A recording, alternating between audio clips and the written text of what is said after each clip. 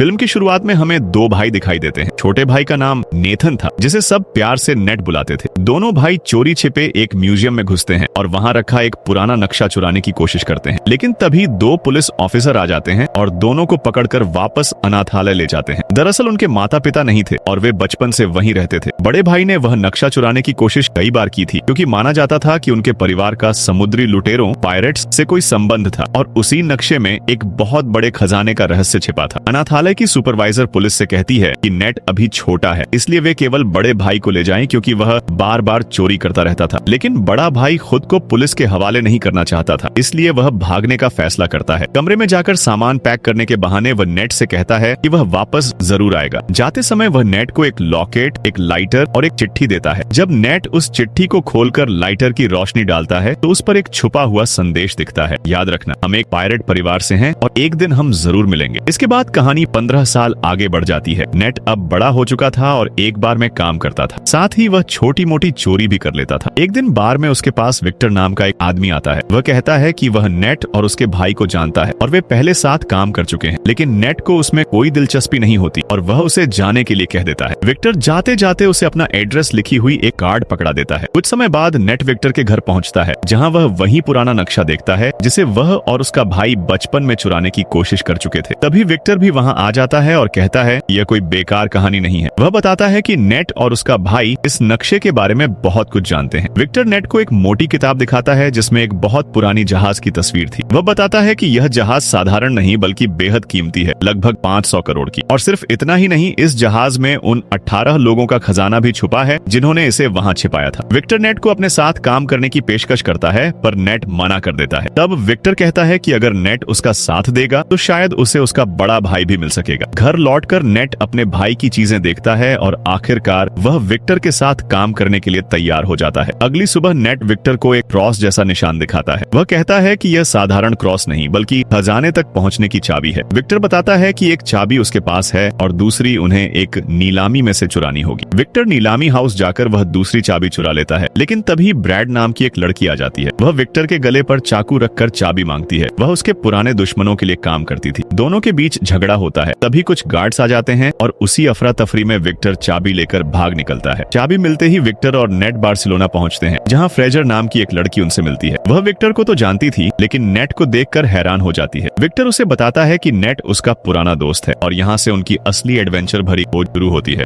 दूसरी चाबी विक्टर के पास नहीं थी बल्कि फ्रेजर के पास थी। ये सुनकर नेट विक्टर से पूछता है कि उसने उससे झूठ क्यों बोला। फ्रेजर कहती है कि शायद नेट उसे ठीक तरह से नहीं जानता। जब नेट और विक्टर बहस कर रहे होते हैं तभी फ्रेजर चाबी लेकर वहाँ से भाग जाती है। नेट उसके पीछे दौड़ पड़ता है, जबकि फ्रेजर आगे आगे भागती अपनी कार तक पहुँच जाती है। जैसे ही वह कार निकालने की कोशिश करती है, नेट उसकी कार के सामने आ जाता है। तभी वहाँ विक्टर भी आ जाता है। विक्टर फ्रेजर से कहता है कि अगर उसे सारा खजाना चाहिए तो ले सकती है, लेकिन वह यह नहीं जानती कि यह चाबी कहाँ और कब काम आएगी, और इन बातों का ज्ञान सिर्फ नेट को है। यह सुनकर फ्रेजर उनके साथ काम करने के लिए तैयार हो जाती है। नेट उन्हें बताता है कि कई साल पहले 18 लोगों ने यह खजाना एक चर्च में छिपाया था। तीनों चर्च पहुंचते हैं। वहां नेट अपने भाई के छोड़े हुए कार्ड पढ़ता है और उसे यकीन हो जाता है कि वे सही जगह पर हैं। तीनों चोरी छिपे चर्च के बेसमेंट में उतरते हैं। वहां उन्हें वह जगह मिलती है जहां चाबी लगनी थी, एक स्टैच्यू के नीचे। लेकिन उन्हें यह नहीं पता था कि चाबी किस दिशा में घुमानी है। विक्टर किताब से देखता है और बताता है कि दोनों चाबियां घड़ी की दिशा में घुमानी होंगी। जैसे ही वे ऐसा करते हैं, स्टैच्यू से कुछ तीर निकलते हैं, लेकिन किसी को चोट नहीं लगती। इसके बाद नेट और फ्रेजर रिस्क लेते हुए चाबियों को उल्टी दिशा में घुमाते हैं। इस बार स्टैच्यू के पीछे से एक रास्ता खुल जाता है, एक गुफा का रास्ता। नेट विक्टर से कहता है कि उन्हें एक ही रास्ते से नहीं बल्कि दो अलग अलग रास्तों से जाना होगा। नेट और फ्रेजर एक रास्ते से निकल जाते हैं और विक्टर दूसरे से। जीपीएस से वे एक दूसरे से जुड़े रहते हैं। गुफा से निकलते हुए नेट और फ्रेजर एक बार में पहुंचते हैं। वहां एक सीक्रेट रास्ता था जिसे कोई नहीं जानता था, लेकिन जैसे ही वे आगे बढ़ते हैं कुछ लोग उन पर हमला कर देते हैं। नेट हमलावरों से लड़ता है और फ्रेजर उस गुप्त दरवाजे को खोलने की कोशिश करती है। दरवाजा खुलते ही वे अंदर भाग जाते हैं। अंदर उन्हें एक और दरवाजा मिलता है जो क्रॉस वाली चाबी से ही खुल सकता था। जैसे ही फ्रेजर उसे खोलने की कोशिश करती है, कमरे में पानी भरने लगता है, क्योंकि पहले दूसरी तरफ वाले दरवाजे को खोलना जरूरी था, जो सिर्फ विक्टर खोल सकता था। विक्टर उस दरवाजे को खोलने की कोशिश कर रहा था कि तभी वही लड़की आ जाती है जिसने पहले भी उस पर हमला किया था। दोनों में जबरदस्त फाइट होती है। उधर पानी में डूबते डूबते नेट और फ्रेजर लगभग बेहोश होने वाले थे। आखिरकार विक्टर उस लड़की को बेहोश कर देता है और तुरंत चाबी लगाकर दरवाजा खोल देता है। इससे नेट और फ्रेजर बच जाते हैं। अब वे फाइनल दरवाजे के सामने थे, लेकिन उसे कैसे खोलना है यह कोई नहीं जानता था। विक्टर बाहर खड़े होकर एक छेद से उन्हें देख रहा था। तभी नेट को एक आइडिया आता है। वह फ्रेजर से कहता है कि जाकर विक्टर से दूसरी चाबी ले आए। पहले तो विक्टर मना कर देता है, लेकिन फिर मजबूर होकर चाबी दे देता है। नेट दोनों केसेस को जोड़कर देखता है और पाता है कि उनसे वही निशान बन रहा है जो दरवाजे पर बना था। ये देखकर वह दरवाजा भी खुल जाता है। अंदर जाते ही उन्हें 3 बड़े बड़े घड़े दिखाई देते हैं। बाहर से विक्टर पूछता रहता है कि खजाना मिला या नहीं। नेट फ्रेजर को घड़ों के ऊपर चढ़ाकर देखने के लिए कहता है कि अंदर क्या है, लेकिन घड़ों में खजाना नहीं, सिर्फ बहुत सारा नमक था, यानी खजाना वहाँ नहीं था। तभी तीनों घड़े अचानक टूट जाते हैं और उनमें से एक नक्शा निकलता है, असल खजाने का असली नक्शा। जैसे ही नेट नक्शा देख रहा होता है, फ्रेजर उसे बंदूक की नोक पर ले लेती है। वह कहती है कि विक्टर ने उससे सब कुछ सच नहीं बताया। वह बंदूक से नेट के सिर पर मारती है और उसे बेहोश कर देती है। कुछ देर बाद विक्टर वहाँ पहुँचता है और देखता है कि नेट बेहोश पड़ा है। जब नेट को होश आता है, दोनों समझ जाते हैं कि फ्रेजर उन्हें धोखा देकर भाग चुकी है। होश आने पर नेट विक्टर से पूछता है कि उसका भाई कहाँ है और उसने उससे क्या छुपाया है। तब विक्टर बताता है कि वह और नेट का भाई कई साल पहले खजाना ढूंढने निकले थे।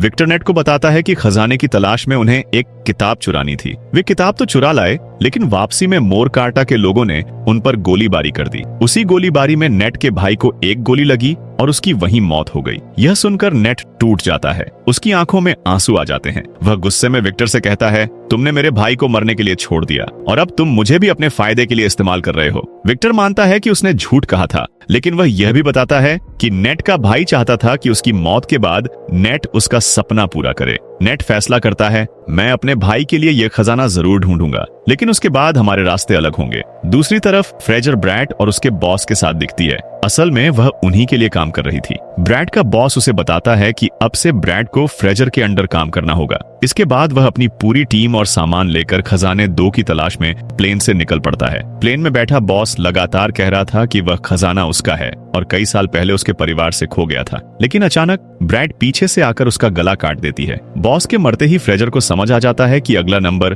उसका भी हो सकता है। वह अपनी जान बचाने के लिए प्लेन में रखी एक कार में छिप जाती है। ब्राइट अपने लोगों को आदेश देती है कि जैसे ही फ्रेजर दिखे उसे गोली मार देना। उधर नेट और विक्टर भी एक कार्गो के अंदर छिपकर उसी प्लेन में पहुंच चुके थे। सब फ्रेजर को ढूंढने में लगे थे और इसी मौके का फायदा उठाकर नेट और विक्टर असली नक्शा चुरा लेते हैं। विक्टर नेट से कहता है कि नक्शा मिल चुका है, इसलिए अब उन्हें पैराशूट लेकर भागना होगा। विक्टर तो पैराशूट पहनकर कूद जाता है, लेकिन नेट रुक जाता है। नेट ब्रैड के सामने खड़ा होता है और चिल्लाता है, तुमने मेरे भाई को मारा था। वह प्लेन के कार्गो को पैराशूट से जोड़कर नीचे गिरा देता है, जिससे पूरा सामान बाहर उड़ने लगता है। इसी अफरा तफरी में नेट का पैर कार्गो की बेल्ट में फंस जाता है और वह भी सामान के साथ हवा में झूलने लगता है। उधर फ्रेजर भी एक बड़े कार्गो के साथ प्लेन से कूदने वाली होती है। उसी वक्त नेट भी उसी कार्गो के साथ हवा में गिर जाता है। दोनों हवा में गिर रहे थे। फ्रेजर चिल्लाती है, जल्दी से पैराशूट खोलो, लेकिन नेट के पास पैराशूट था ही नहीं। हवा में ही नेट किसी कार्गो का पैराशूट खोल देता है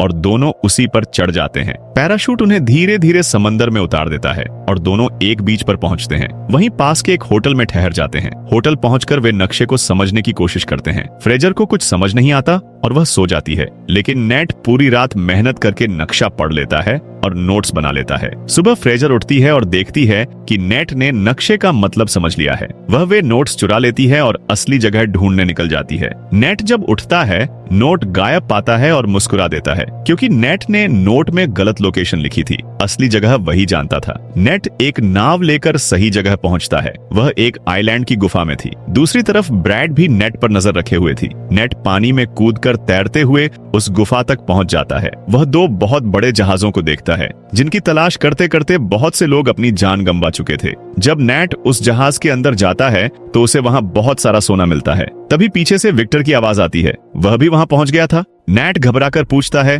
तुम यहाँ कैसे पहुंचे? विक्टर हंसकर कहता है, क्या तुम भूल गए? लोकेशन तुमने ही तो मेरे साथ शेयर किया था। दोनों खजाना देख ही रहे थे कि तभी ब्राइट अपनी पूरी टीम के साथ आ जाती है। उन्हें देखकर नैट और विक्टर छिप जाते हैं। ब्राइट अपने लोगों को बुलाकर कहती है कि इन जहाजों को हवाई जहाजों की मदद से ले जाने की तैयारी करो, क्योंकि खजाने के साथ साथ इन जहाजों की कीमत भी बहुत ज्यादा थी। अब नैट एंड विक्टर जहाज से बाहर निकलकर उसे छीनने का प्लान बनाते हैं। वे आगे जाकर गार्ड्स से लड़ते हैं। नैट सभी गार्ड्स को हराकर उन्हें पानी में फेंक देता है। आखिर में दोनों प्लेन पर कब्जा कर लेते हैं। ब्रैट यह देखकर गुस्से में आ जाती है और अपने दूसरे जहाज से हमला करवाती है। विक्टर हेलीकॉप्टर तेजी से उड़ाता है, लेकिन ब्रैट उनका पीछा नहीं छोड़ती। ब्रैट के लोग नैट के जहाज पर चढ़कर उससे लड़ने लगते हैं। तभी ब्रैट का हेलीकॉप्टर नैट के जहाज से टकराने वाला होता है, लेकिन नैट एक पुराने तोप से गोली चला देता है, जिससे उसका हेलीकॉप्टर नष्ट हो जाता है। ब्रैट के जहाज की रस्सी एक पहाड़ी से टकराकर टूट जाती है और जहाज पूरी तरह बर्बाद हो जाता है,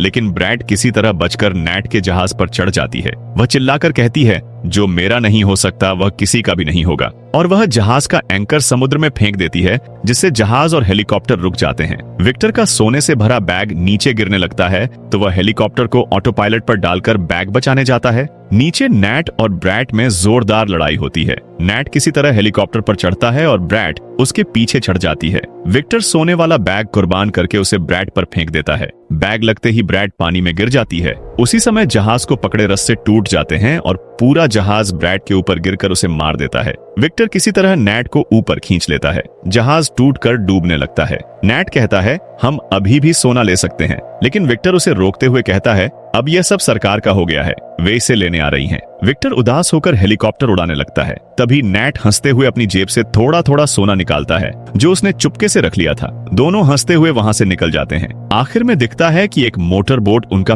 पीछा कर रही है। वह फ्रेजर था, जिसे नैट ने धोखा दिया था। फिर पता चलता है कि नैट का भाई अभी भी जिंदा है, लेकिन जेल में बंद है। और इसी के साथ फिल्म खत्म हो जाती है। अगर आपको हमारी वीडियो पसंद आई हो तो चैनल को सब्सक्राइब करें और अपने दोस्तों के साथ शेयर करें। धन्यवाद।